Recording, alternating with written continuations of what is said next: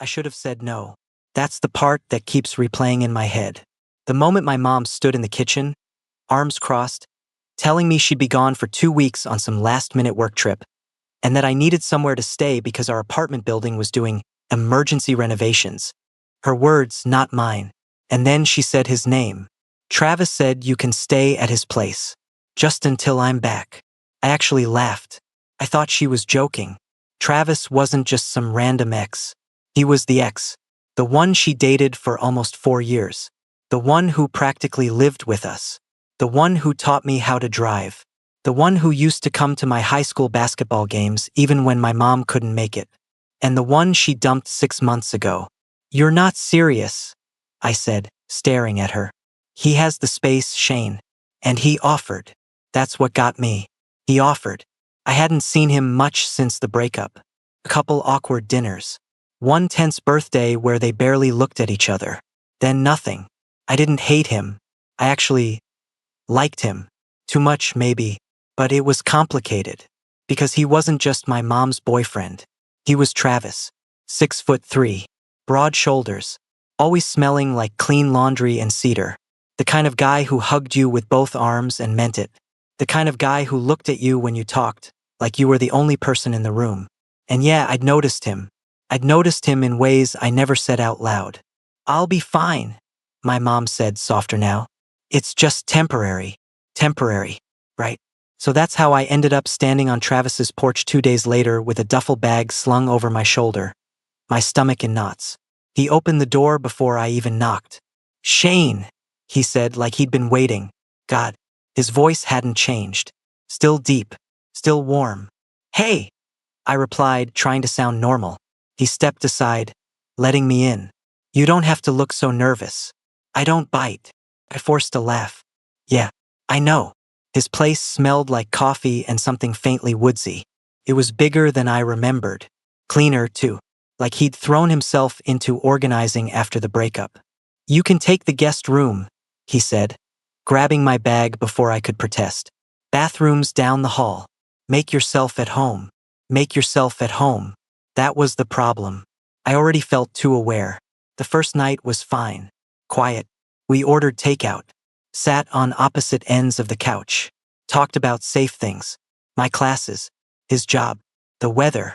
Anything but my mom. But I caught him looking at me. Not in a creepy way.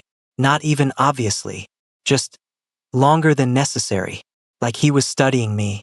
You've grown up, he said at one point, handing me a beer. I smirked. It's been 6 months. Not 6 years. He huffed a quiet laugh. Still, there was something in the way he said it. Something heavier than the word deserved. I told myself I was imagining it. The second day was when it started to feel different. I came out of the shower in just a towel, not thinking. I'd done it 100 times when he used to live with us. It was normal. Except this wasn't our old place. And my mom wasn't here. I nearly collided with him in the hallway.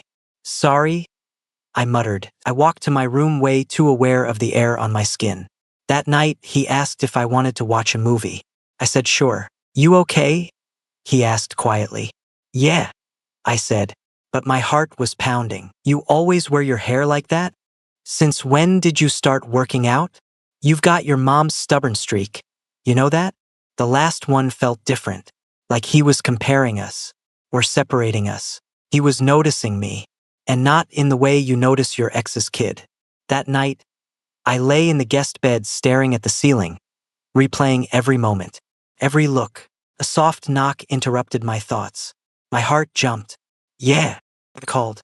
The door opened slightly. It was him. Can't sleep? He asked. I shook my head. You mind if I sit? And that was the moment. The exact moment I should have said no. Instead, I nodded. Sure. He walked in, closed the door behind him, and sat. The silence stretched. I could hear the hum of the fridge down the hall, the distant traffic outside. My own heartbeat, loud enough it felt embarrassing. This is probably a bad idea, Travis said finally. I let out a breath that was half a laugh. Then why are you here? He glanced at me, really looked at me. Not like before. Not like he was just noticing something new, but like he'd already noticed it and couldn't unsee it. Because I keep catching myself thinking about you, he said, quiet, honest. And I don't like not knowing why. That hit harder than I expected. I sat up a little. You're my mom's ex. I know, he said immediately. That's why this is messed up. But, I prompted. He exhaled slowly. But you're not a kid anymore. And you haven't been for a while. I think I just didn't let myself see that. There it was. The thing I'd been pretending not to notice every time his eyes lingered. Every time his voice softened around me. I didn't imagine it then, I said. His jaw tightened. No. For a moment, neither of us spoke. The air between us felt charged, like one wrong move would snap it. You don't have to stay, he added quickly. I mean tonight, or here at all. I don't want you thinking I'm cornering you. I shook my head. You're not. And that was the truth. If anything, I felt like I was the one leaning into it. He shifted, finally sitting fully on the bed. I should have set better boundaries, he said. Especially with everything between me and your mom. My stomach twisted at the mention of her. You're the one who broke it off. A muscle jumped in his cheek. Yeah, because I realized I was staying out of habit. And because I felt restless, like something was off. I swallowed. And now, he looked at me again, slower this time. Now I think I know why. That was the moment my nerves turned into something else. Something warmer. Something dangerous. Travis, I said, my voice lower than I meant it to be. If we keep talking like this, it's not going to stay theoretical. I know, he replied. That's why I need to ask you something. And you can shut it down, no hard feelings. I nodded, my chest tight. Okay. Do you feel it too? He asked. Or is this just me screwing up? I didn't answer right away. Instead, I reached out. Just barely. My fingers brushing his wrist. The contact was light, almost nothing. But he froze.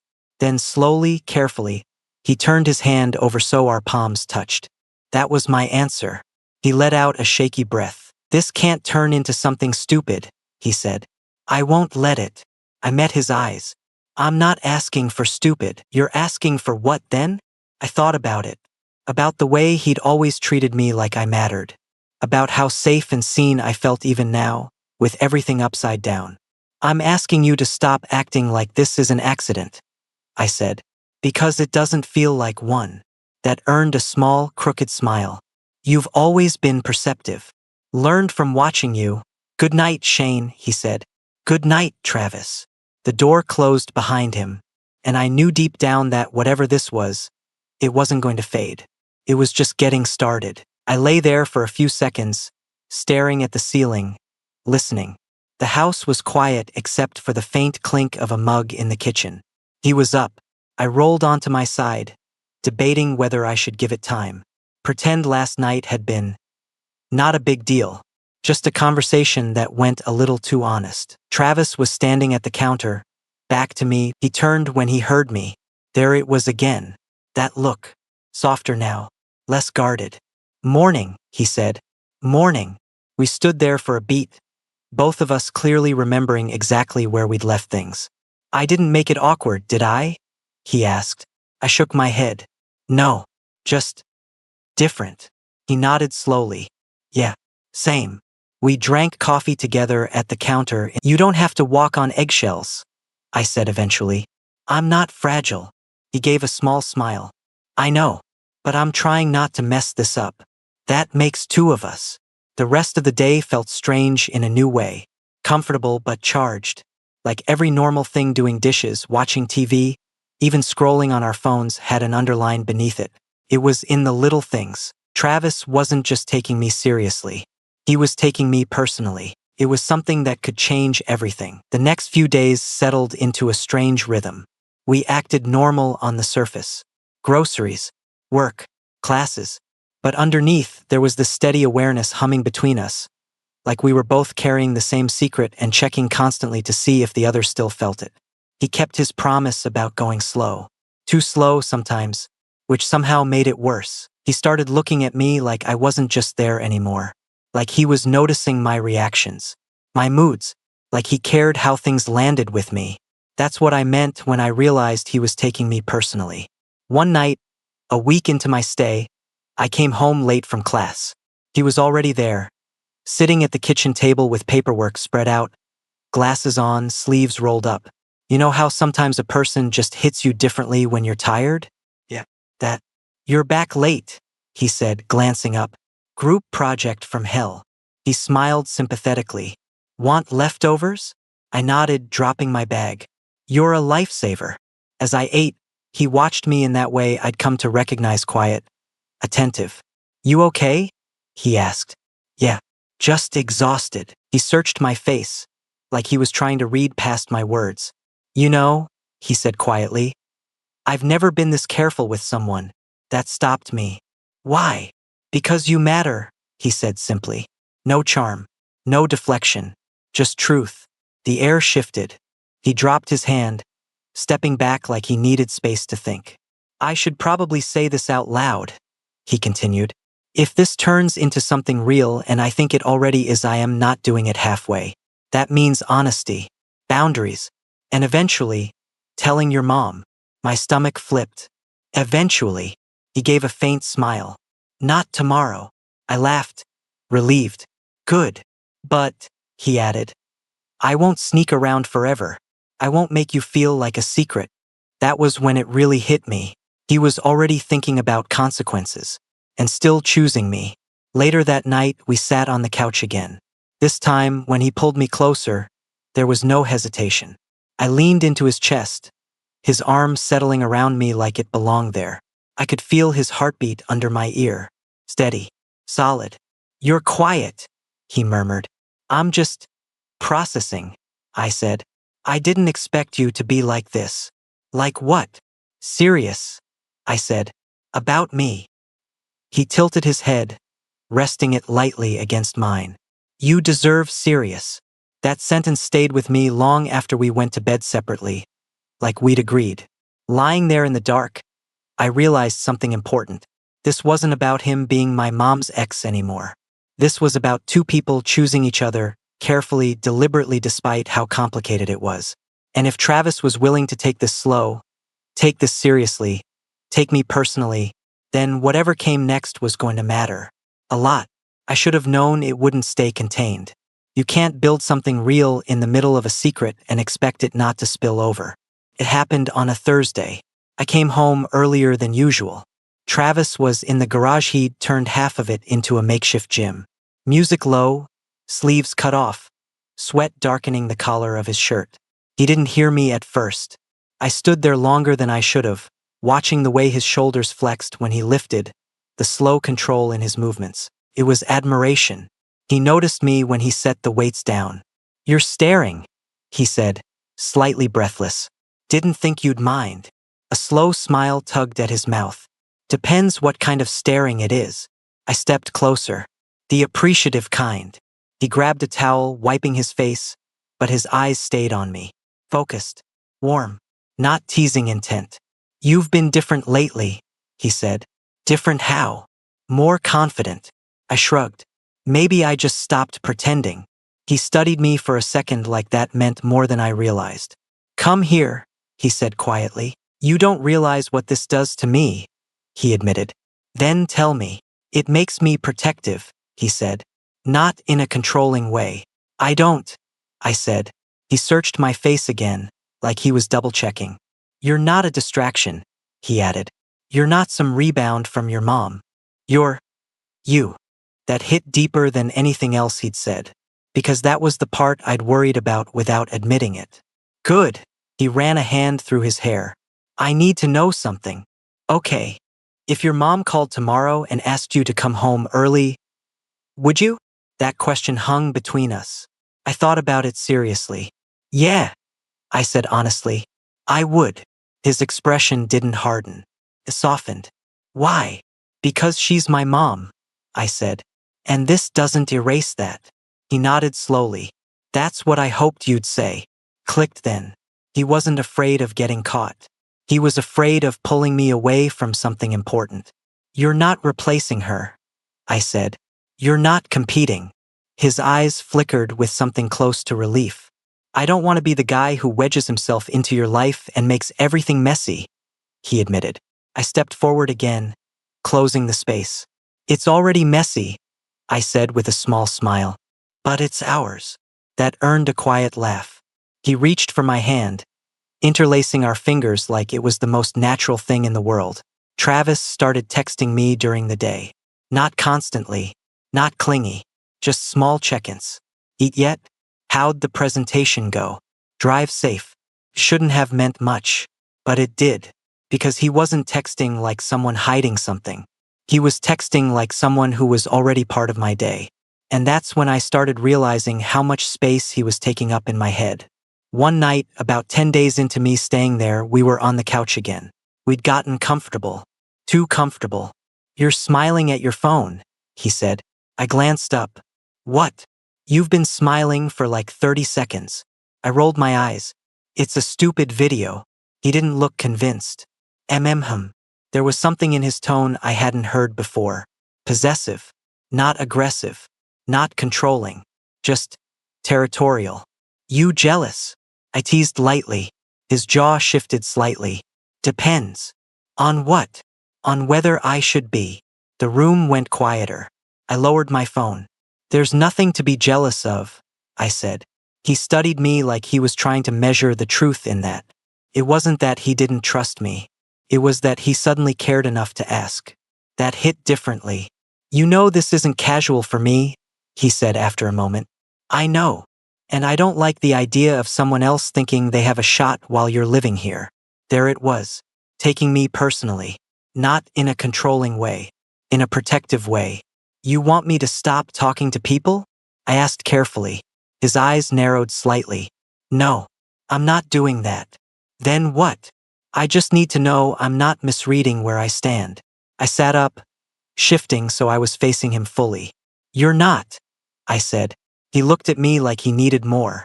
I'm not seeing anyone, I continued.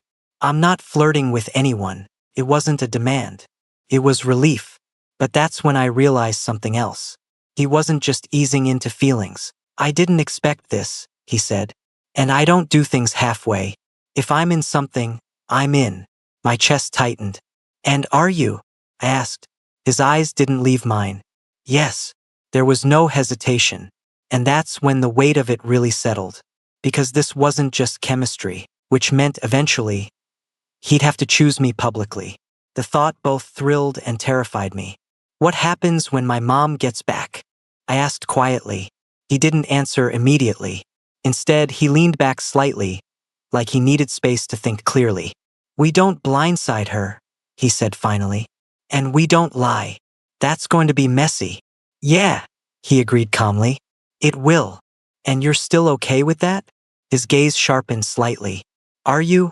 That stopped me, because this was the first time he'd pushed it back on me. I thought about it. Really thought about it.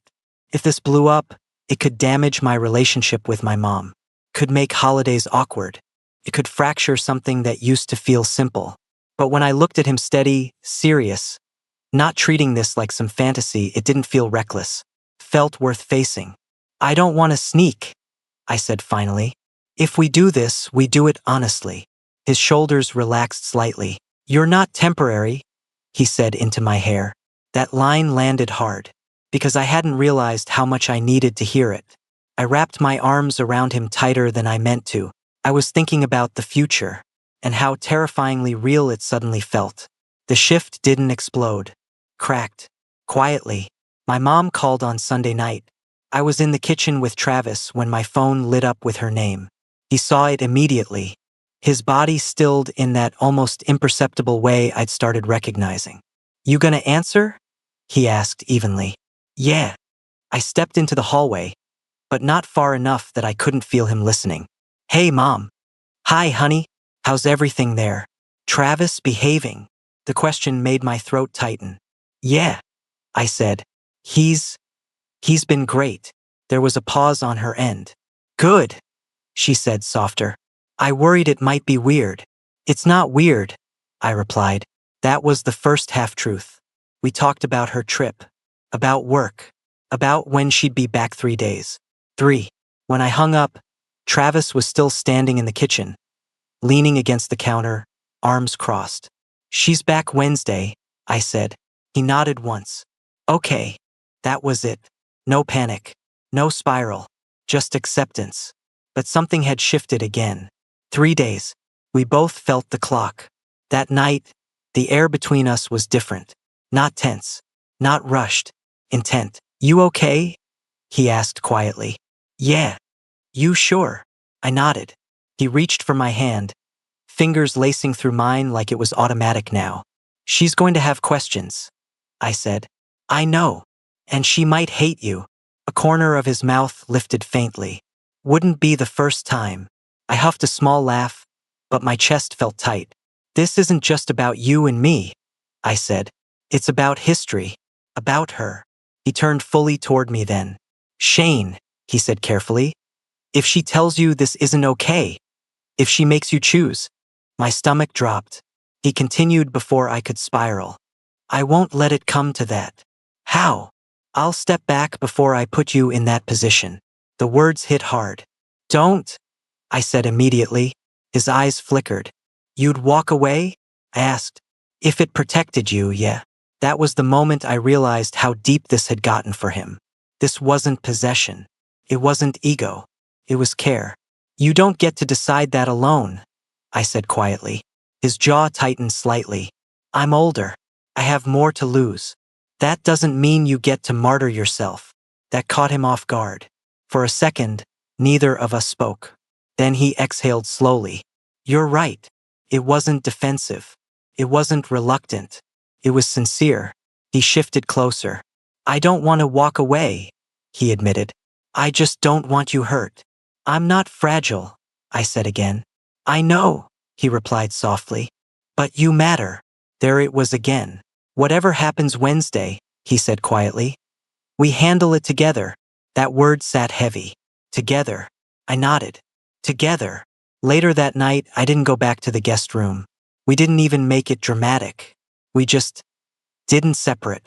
Lying beside him, his arm around me, I felt something different than before. Not just excitement. Not just nerves. Belonging. And for the first time since this started, I wasn't thinking about whether it was wrong. I was thinking about whether I was brave enough to stand by it. Wednesday was coming. And with it, the part where this stopped being private. The part where he'd have to choose me out loud. And where I'd have to do the same. Wednesday came too fast.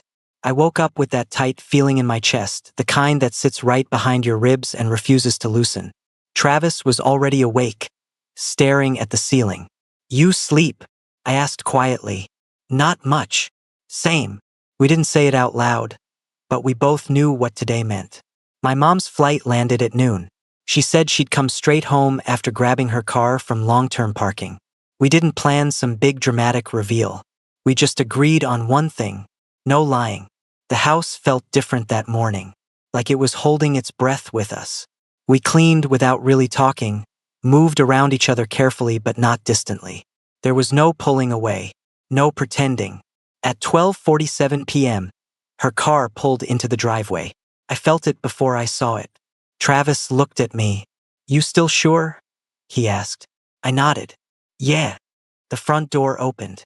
Hello? She called. In here, I answered. She stepped into the living room, suitcase rolling behind her, looking tired but smiling. There are my two favorite goo. She stopped, because we weren't across the room from each other. We were sitting side by side on the couch. Her eyes moved between us. Once, twice. The smile faded slowly. What's going on? She asked. No one panicked. Travis didn't jump in. He looked at me. That was intentional. I swallowed. We need to talk, I said. She set her suitcase down. About what? My heart was pounding, but my voice didn't shake. About me and Travis. The silence that followed felt massive. She blinked. Once. About what about you and Travis? I glanced at him. He didn't look nervous. He looked steady. We've been spending time together, I said carefully. And it's not accidental. Her face went still. What does that mean? Travis finally spoke. It means I have feelings for him. Her head turned sharply toward him. Excuse me?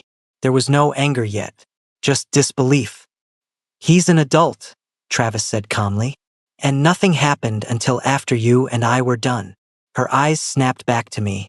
Shane. There was so much in that one word. Confusion. Hurt. Fear. Did he pressure you? She asked immediately. No, I said without hesitation.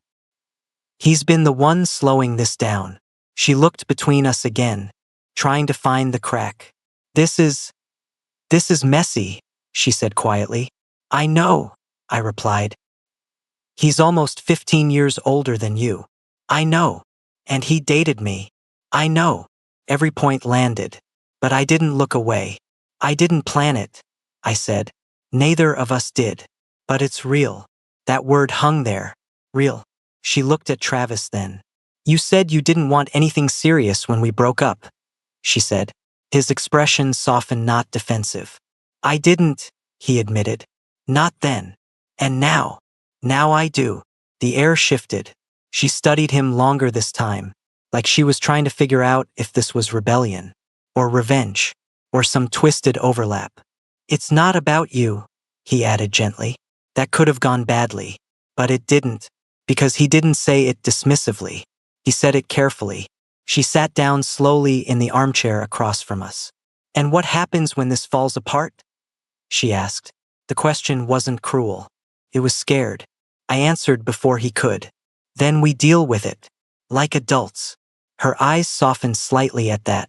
You're still my son, she said quietly. I know. And this doesn't change that. I know. She looked at Travis again. If you hurt him, she said, voice steadier now, I won't forgive you. I wouldn't expect you to, he replied calmly. That was the moment I realized something. This wasn't going to be dramatic. It was going to be uncomfortable. It was going to take time. But it wasn't going to explode. She wasn't yelling. She wasn't throwing him out. She was processing. And that was enough. After a long pause, she exhaled slowly. I need time, she said. That's fair, I replied. She nodded. Then she stood up, grabbed her suitcase. I'm unpacking. We'll talk more later. And just like that, she walked down the hall. The door to her bedroom closed. The house went quiet again. I finally exhaled. Travis looked at me. You okay? I let out a shaky laugh. Yeah, I think so. He didn't reach for me immediately. He waited. That's what he'd been doing this whole time. Waiting. Making sure I was choosing. I reached for his hand first. He squeezed it. Together, he said quietly. Together, I repeated. It wasn't some dramatic happily ever after. It wasn't fireworks or chaos. It was something steadier, harder, real. And as I sat there in the house that used to feel simple, next to the man who'd stopped pretending this was casual, I realized something important. I hadn't just agreed to stay with my mom's ex-boyfriend. I'd agreed to be seen by him. And somewhere along the way, he'd started taking me too personally. And I'd let him, because for the first time in my life, being taken seriously felt exactly right.